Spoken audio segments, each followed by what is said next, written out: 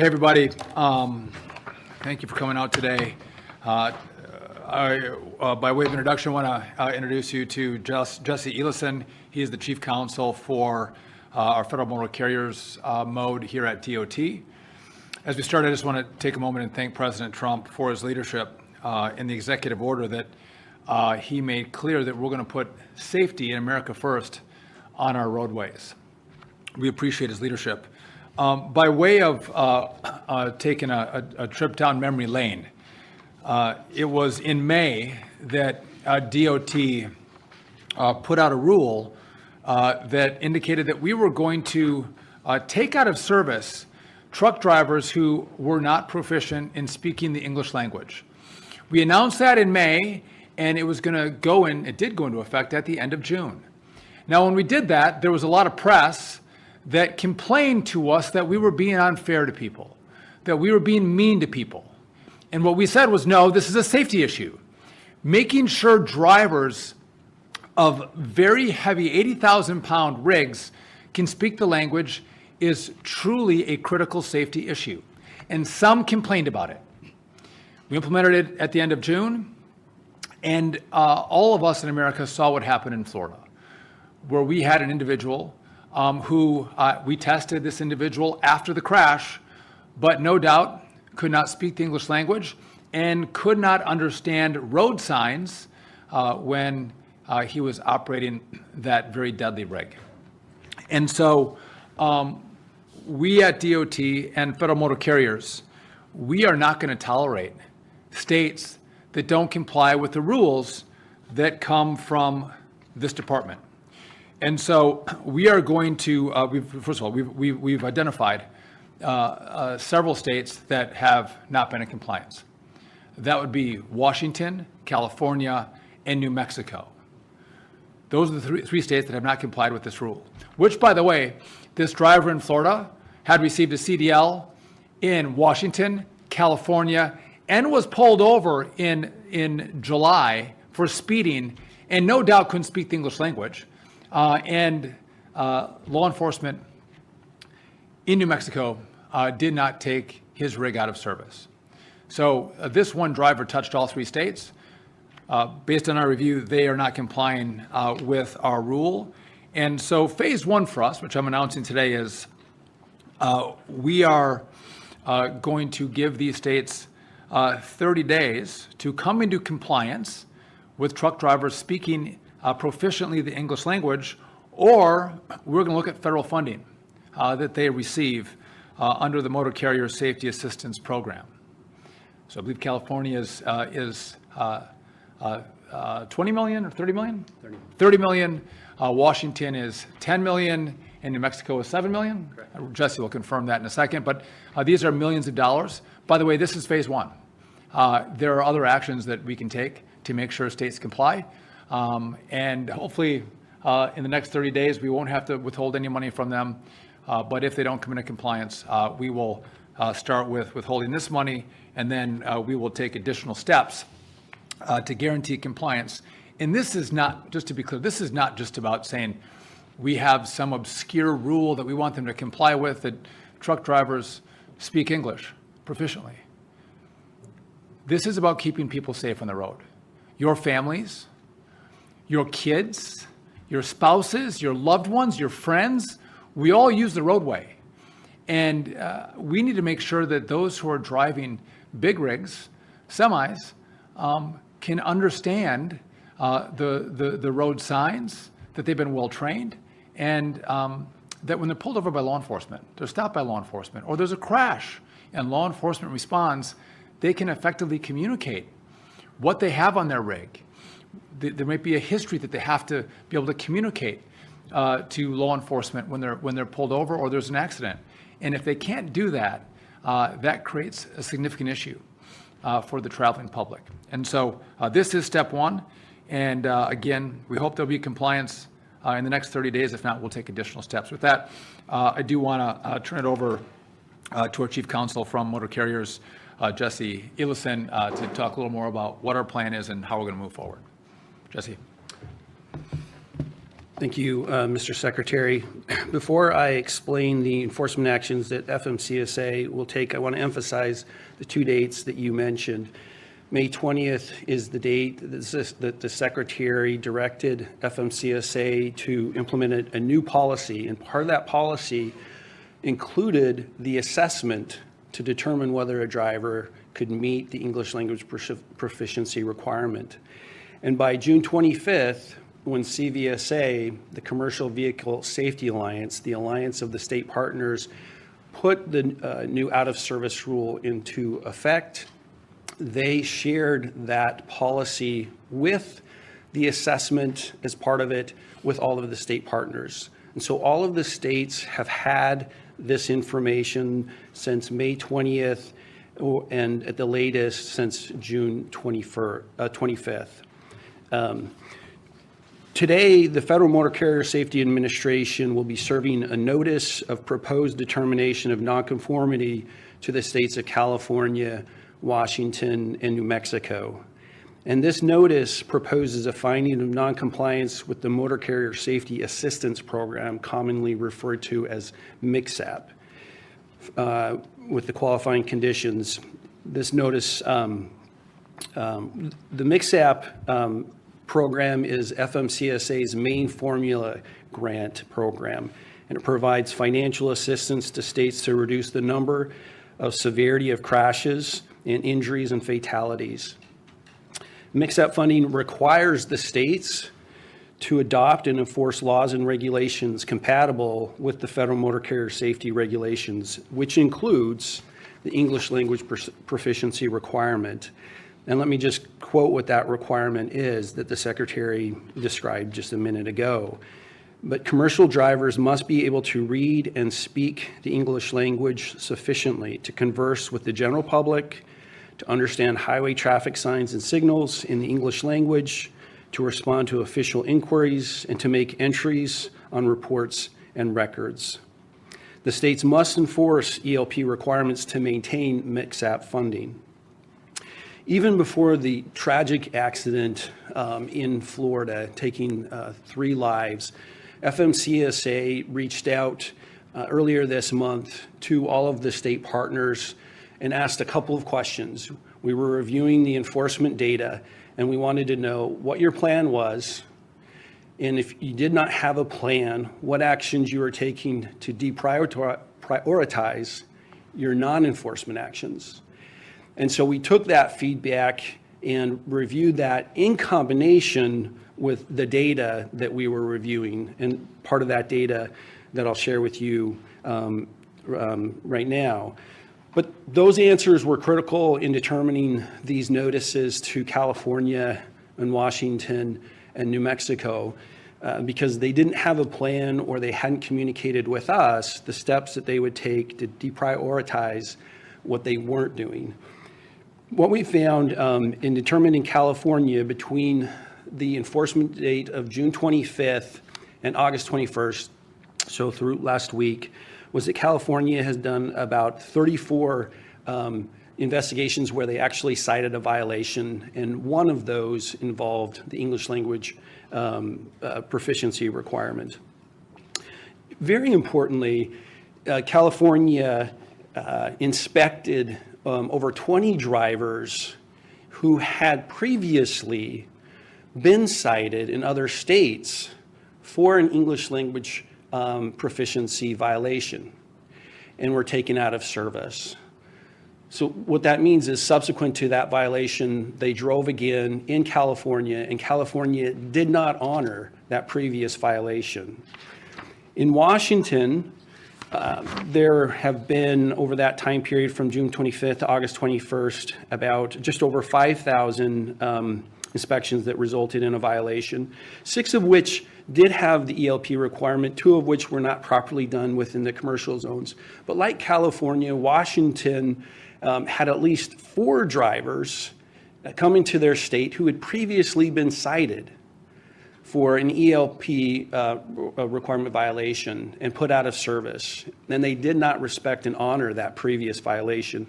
In New Mexico, over that same time period from June 25th to August 21st, New Mexico has provided 0 violations out of over about 5,000 inspections. And like Washington and California, drivers came into New Mexico, about at least 7 drivers who had previously been cited and put out of service for the English language proficiency requirement. And yet New Mexico, just like Washington and California, did not honor that previous violation and returned them out of service. Just to underscore this point, if an out-of-service violation could be various citations, it could be breaks. No state officer is going to look at a previous citation of a brake violation in a state a month before they're doing their inspection and then just not inspect the brakes and just let that driver go on their way. And yet, all 3 of these states are doing that. And they're allowing people to be on the road that were taken off the road. So all 3 of these states will have 30 days from the notice that we send out today to respond to the agency and to provide a corrective plan. And after that 30 days, FMCSA will make a final determination of nonconformity and impose the appropriate sanctions that can be up to withholding all of the MCSAP funding. And as the Secretary said, that's just over, I think, $33 million in California, $10.5 million in Washington, and I think $7 million in New Mexico.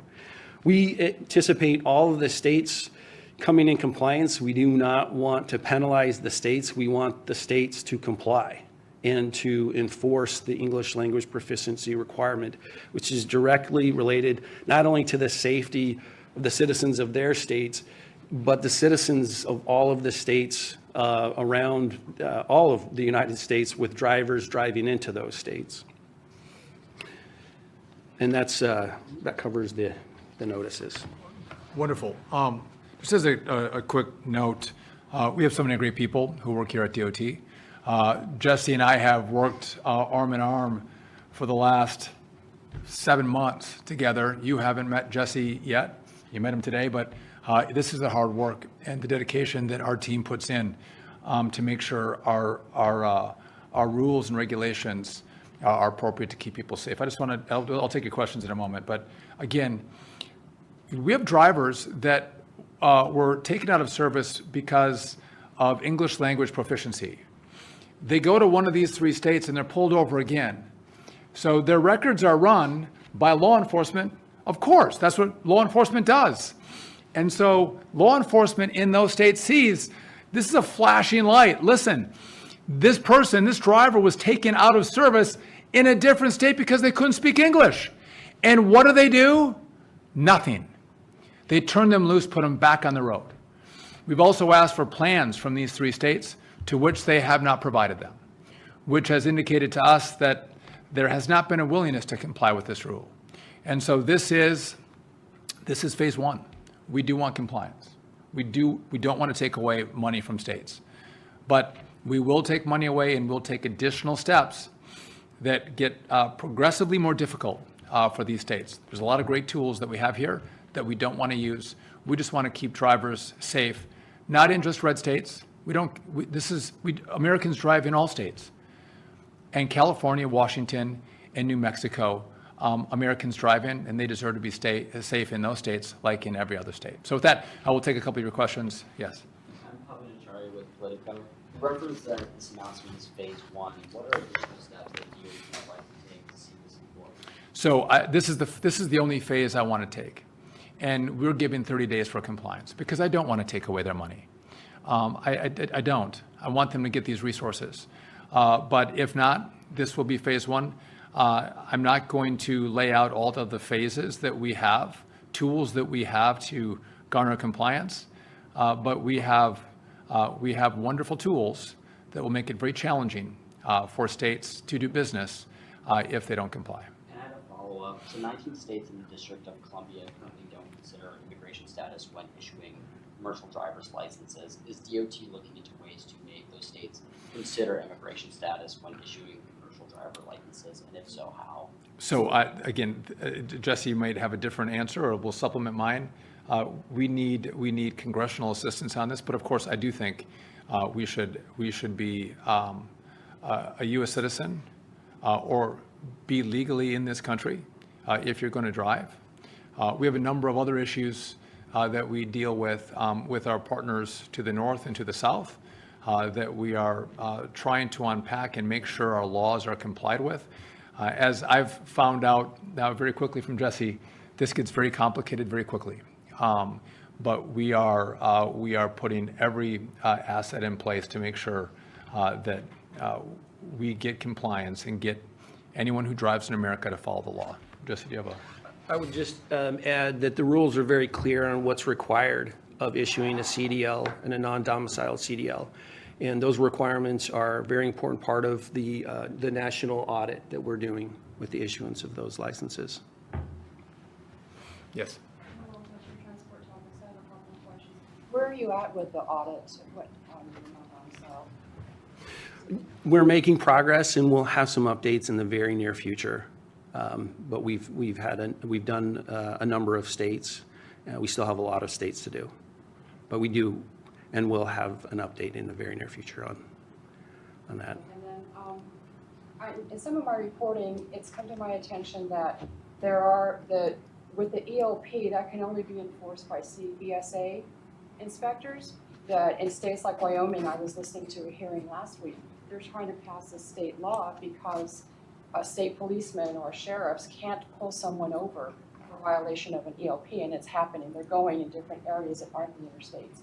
Is that correct? Is that your understanding as well? No, that's not correct. Both the federal enforcement and the states can enforce ELP violations and do. What's really important is that the CVSA, or the Commercial Vehicle Safety Alliance, they are the ones who set the standards for the North American out-of-service criteria. And that's why it was significant for them to start that date of enforcement on June 25th. And so They don't have to be a federal inspector and do an inspection to pull them off the road. It can be a sheriff's. yeah, most of our partners are state and local partners that are performing the ELP assessments. And just real quick, the assessment actually only is triggered when there's a challenge to communicate. It's not something that's just always done. But if there's a challenge in communication, then there's a two-step assessment process that is part of the policy that we issued and that CVSA incorporated into their guidance. And one last question. Okay, so the violations of the out-of-service orders that you mentioned in the 3 states, do you know where those like non-domicile, work visa CDLs or So those issues are separate issues. I do have an idea on some of those issues, but those are separate, the CDL and the visa and immigration. And so that we are addressing those issues, and in the future we'll have more to say about those. But right now we're sending out notices limited to English language proficiency, the English language proficiency requirement, and the nonconformity with that requirement. Rebecca from Nikkei. My first question is, what methods of standardization are used for the ELP assessments, and when was the methodology established?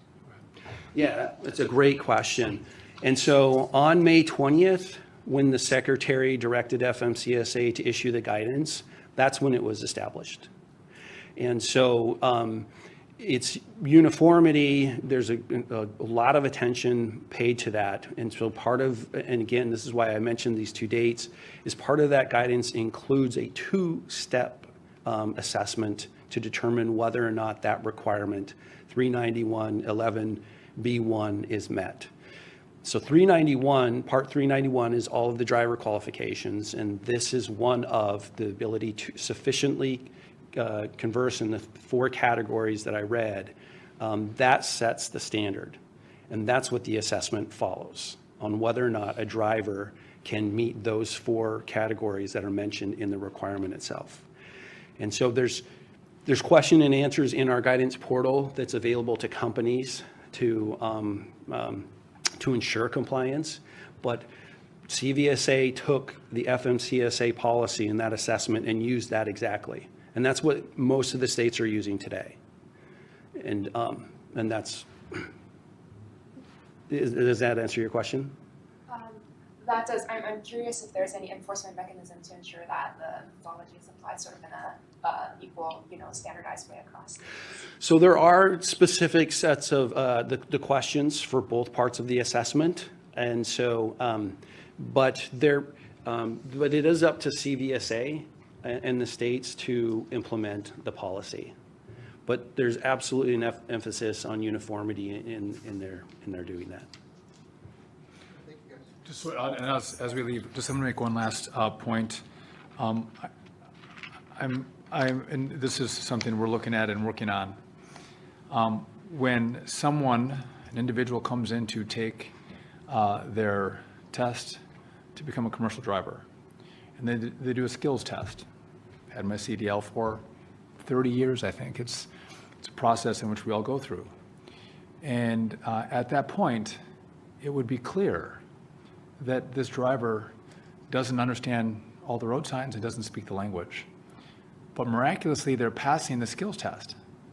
That I think any common sense analysis would say, well, that doesn't make sense. How could that happen? And so just to note, for future reference, we are going to be looking at that as well. How are these tests being administered? And are they following the rules? And is there some gaming of the system that we have to address? I would just tell you all, stay tuned. We are going to, again, we have been on this before you all were covering it. We are going to stay on it because, again, this is about keeping our American roads safe. And that we lost 3 people for no purpose, no reason, but for a driver who should not have been driving a big rig. That's unacceptable, and I do hope, it's my wish that these states understand the common sense nature of what we're doing, and they comply and they become good partners. That would be my hope, and because this is again, this is not about politics. This is about doing the right thing by way of the American people, and keeping individuals and families safe as we all use our roadways. So with that, thank you all for coming out. Stay tuned for more developments as we continue to push these common sense policies, not just at federal motor carriers, but also across all our modes here at DOT. Thank you.